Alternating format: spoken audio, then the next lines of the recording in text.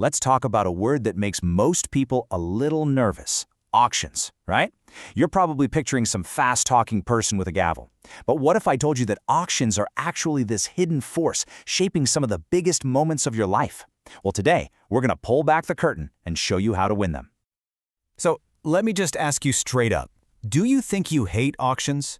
You know, the pressure, the competition, that feeling of not really being in control? Yeah, a lot of people feel that way. But I think by the end of this, you might just change your mind. Because here's the secret. Whether you realize it or not, you are an auction veteran. Seriously, buying a house? That is a massive, high-stakes auction. Juggling a couple of different job offers? Well, you're the prize in a bidding war.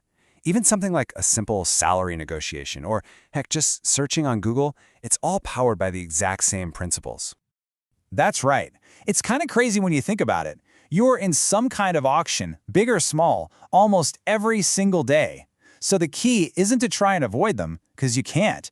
It's to recognize them and start learning the rules of the game. And that's exactly what we're going to get into. The moment you understand that these everyday situations are actually auctions, you can stop just kind of going with the flow, and you can start strategizing. Knowing the rules isn't just a nice little tip, it is a huge strategic advantage. So let's build that toolkit. You know, most of these competitive situations, they really just boil down to 4 basic types of auctions. And once you get these, it's like having a playbook for pretty much any negotiation you'll ever face. Okay, this right here is the playbook. And it's amazing how a few different rules can totally change how you should play. First up, you've got the English auction. That's the one you see in movies, right? The price goes up and up. Your best move? Just bid a tiny bit more than the last person. Simple. Then there's the Dutch auction, where the price starts high and goes down. This creates the super tense game of chicken. You want the price to fall, but if you wait too long, someone else is going to snatch it. Now, first price sealed auction is different. Everyone writes down a secret bid. Highest bid wins and pays what they bid. So the trick here is to actually bid less than what you're willing to pay, trying to guess what everyone else will bid. But then there's the second price sealed auction, and this one is wild. The highest bidder still wins, but they only have to pay the price of the second highest bid. And that one little twist creates an incredible incentive. Your absolute best strategy is just to bid your true, honest value. See? Every format needs a totally different game plan. All right, now let's see how these rules work in the real world, with one of the biggest, most complex auctions on the entire planet.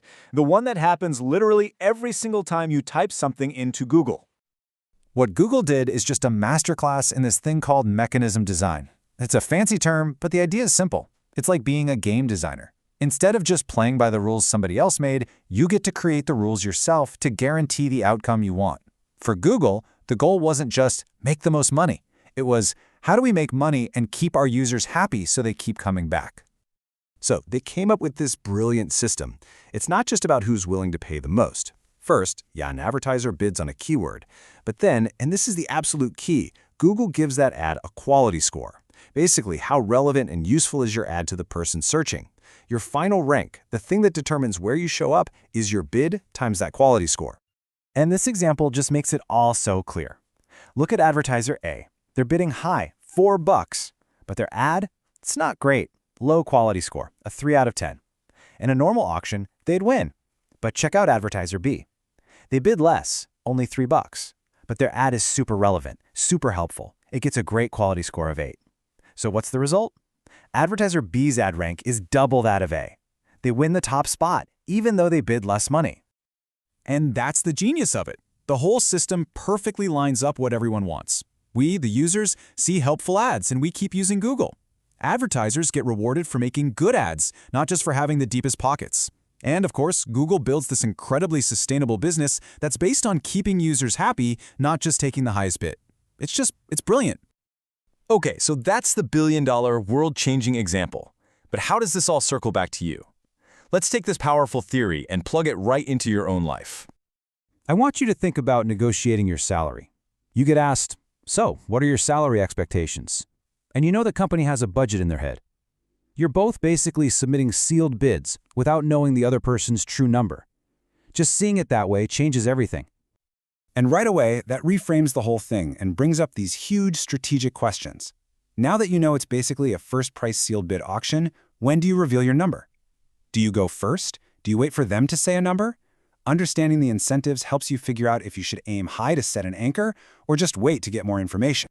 And trust me, once you start looking for it, you will see this pattern everywhere. Making an offer on a house is a really obvious one, but so is getting competing job offers. In that case, the companies are bidding for you.